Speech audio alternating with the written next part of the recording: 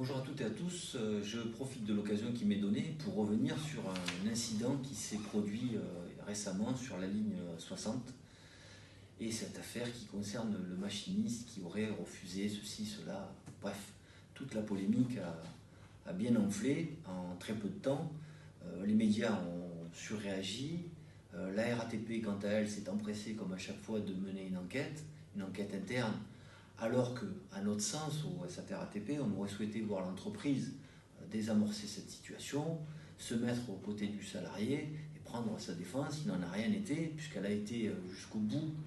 de sa sottise en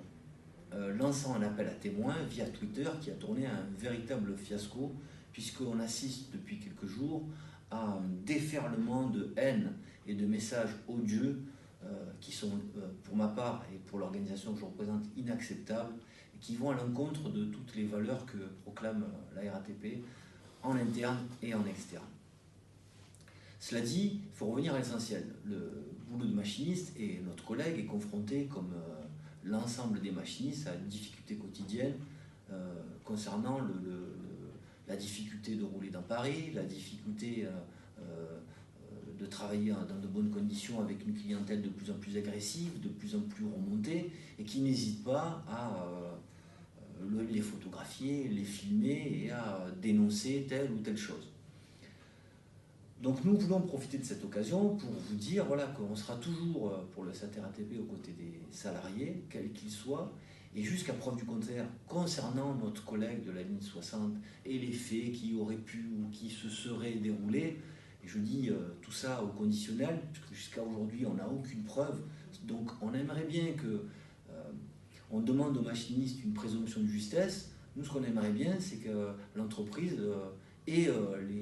les usagers respectent sa présomption d'innocence. Parce que jusqu'à preuve du contraire, il n'a fait de mal à personne